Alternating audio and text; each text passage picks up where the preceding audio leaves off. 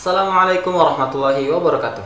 Alhamdulillah, assalatu wassalamu ala rasulillah wa ala alihi wa sahbihi wa man tabi'ahum bi ihsanin ila yaumiddin. Amma ba'du. Halo semuanya, apa kabar? Semoga masih dalam keadaan sehat ya, sehingga dapat terus menggali kebermanfaatan dari siapapun, kapanpun, dan dimanapun teman-teman berada. Nah, Alhamdulillah, pada saat ini kita sampai ke episode ke-7 dalam Nahwu 3 series. Nah, insya Allah kita akan membahas, sama-sama kita belajar tentang kam istifhamiyah dan kam khobariyah. Nah, kam adalah salah satu adat yang biasanya untuk menanyakan jumlah suatu hal, seperti harga, jumlah benda, ukuran, dan lain sebagainya. Namun sebenarnya ada fungsi lain dari adat ini, yaitu sebagai berikut. Nah, yang pertama, ini adalah fungsi kam pada umumnya. Biasanya dipakai sebagai kata tanya ya dalam suatu kalimat, yaitu kam istifhamiyah. Kam istifhamiyah adalah salah satu uslub istifham, pola kalimat tanya dalam bahasa Arab dengan menggunakan adat istifham, yaitu kam yang merupakan isim mabni. Nah, kam ini berfungsi untuk menanyakan jumlah, ukuran, timbangan, dan yang semisalnya, serta menuntut adanya jawaban berupa bilangan. Nah, apabila teman-teman dihadapkan dengan kalimat seperti ini yang diawali oleh adat kam dan diakhiri dengan tanda tanya, maka harus adanya jawaban berupa bilangan. Nah, sekarang coba perhatikan contoh berikut. Kam suratan fil Qur'anil Karim. Berapa jumlah surat di Al-Qur'an Al-Karim? Nah, otomatis kita jawabnya as-suratu fil Qur'anil Karim mi'ah wa arba'ata asyar suwarin. Surat di Al-Quran sebanyak 114 surat. Nah, karena pertanyaannya itu menuntut adanya jawaban berupa bilangan, maka kita harus jawab ya bilangannya itu berapa jumlah surat. Berarti kita harus menjawabnya dengan jumlah surat di Al-Quran bla bla bla. Nah, seperti itu. Nah, coba nih ada penjelasannya daripada contoh di atas, yaitu kata yang berwarna ungu ialah adat istifham dan yang berwarna merah disebut dengan tamyiz. Ini ya, yang berwarna ungu yaitu adatul istifhamnya dan yang berwarna merah merupakan tamyiz.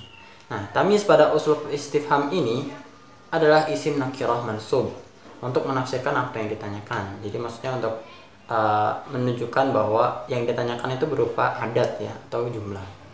Nah, tamyiz pada uslub istifham ini berjenis isim mufrad, ditinjau dari fungsinya yang menafsirkan bilangan zat dan ditinjau dari jumlah tamyiznya yang merupakan bukan musanna maupun jamak. Nah, untuk lebih mudahnya peninjauan yang kedua aja ya, karena sebagaimana yang dijelaskan oleh Prof. Yumna, beliau menjelaskan bahwa yang dimaksud dengan tamyiz mufrad ini adalah karena dia ini secara jumlahnya bukan musanna maupun jamak ya. Oke, berikutnya ada contoh lainnya nih. Bikam dirhaman ishtaraital kitab, atau bikam dirhamin ishtaraital kitab. Nah, di sini ada dua kalimat ya, namun maknanya sama aja. Berapa dirham kamu beli buku itu? Maksudnya berapa harganya?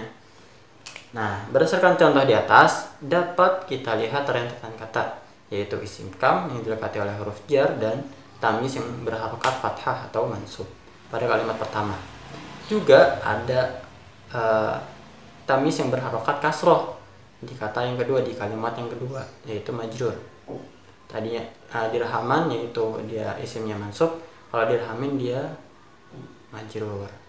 Nah, kayak gitu. Tamyiz pada kalimat pertama mansub karena mengikuti kaidah dasar pada tamyiz, yaitu nakirah mansub. Nah, adapun tamyiz pada kalimat yang kedua majrur karena dia sebagai idhofah, yaitu mudhofun ilaih. Oleh karena itu dapat disimpulkan bahwa tamyiz pada kalimat tanya dengan menggunakan isim kam yang dilekati oleh huruf jar boleh mansub dan boleh majrur. Seperti itu. Nah, adapun kedudukan pada kata dirhamin ini walaupun dia majrur, dia ini fi mahalli nasbin tamyiz. Seperti itu ya. Oke. Berikutnya kam khabariyah. Nah, teman-teman pernah dengar nggak sih kalimat seperti ini? Oh, berapa banyak tuh yang sholat di masjid? Masya Allah. Nah, kalimat ini tuh nggak perlu jawaban sebenarnya. Seperti kita takjub itu terhadap suatu hal, atau menunjukkan, ngasih tahu tuh bahwa yang sholat di masjid itu banyak. Nah, misalnya kalau kita terjemahkan ke dalam bahasa Arab, misalkan jadinya kam min musallin sallau fil masjid, kayak gitu. Nah, di sini ada contoh lainnya, yaitu kam min talibin najaha fil imtihan, dan juga ada kam usarin mu'dimatin anqadhaha barruhu wa atfuha. Nah, sebelum masuk ke contohnya, kita ke pengertiannya dulu nih. Kam khobariyah merupakan unsur pernyataan yang berfungsi mengabarkan banyaknya suatu hal. Nah, meskipun menggunakan adat kam, namun kalimat yang diawali olehnya tidak menuntut adanya jawaban. Maksudnya jawaban berupa bilangan ya, sebagaimana di kam istifhamiyah. Nah, pada dasarnya ia hanyalah pernyataan, bukan pertanyaan. Nah, baru nih kita masuk ke contoh ya. Nah, tadi yang pertama yaitu kam min talibin najaha fil imtihan. Artinya begitu banyak mahasiswa yang lulus ujian. Nah, contoh yang kedua, kam usarin mu'dimatin anqadhaha darruha wa atfuha. Betapa atau begitu banyak keluarga yang papa tertolong oleh kebaikannya dan kasih sayangnya. Papa maksudnya adalah fakir dan duafa ya. Nah, dua contoh di atas memberikan dua bentuk contoh tamyiz pada pola kalimat ini. Pertama, kata talibin, di mana ini adalah isim mufrad majrur bimin, yakni kata benda tunggal yang berharokat kasroh karena didahului oleh huruf jar, yaitu min. Nah, pada kalimat yang kedua yaitu ada kata usarin, di mana ini adalah isim jamak ya, jamak taksir. Dan ini alamat i'rabnya majrur bil idhofah, yakni kata benda plural, di mana usarin ini jamak dari isim mufrad yaitu usroh yang berharokat kasroh karena sebagai mudhofun ilaihi. Nah, berdasarkan pernyataan tersebut, berdasarkan uraian itu, dapat kita simpulkan nih sebagaimana berikut. Yang pertama, kam khabariyah ialah kalimat yang diawali oleh kam yang merupakan kata tanya, namun tidak menuntut adanya jawaban, melainkan untuk mengabarkan banyaknya suatu hal.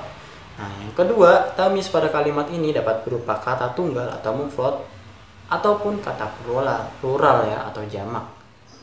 Nah, adapun yang ketiga, tamyiz pada kalimat ini harus majrur, baik karena didahului oleh huruf jar bimin atau karena dia idhofah atau sebagai mudhofun ilaihi.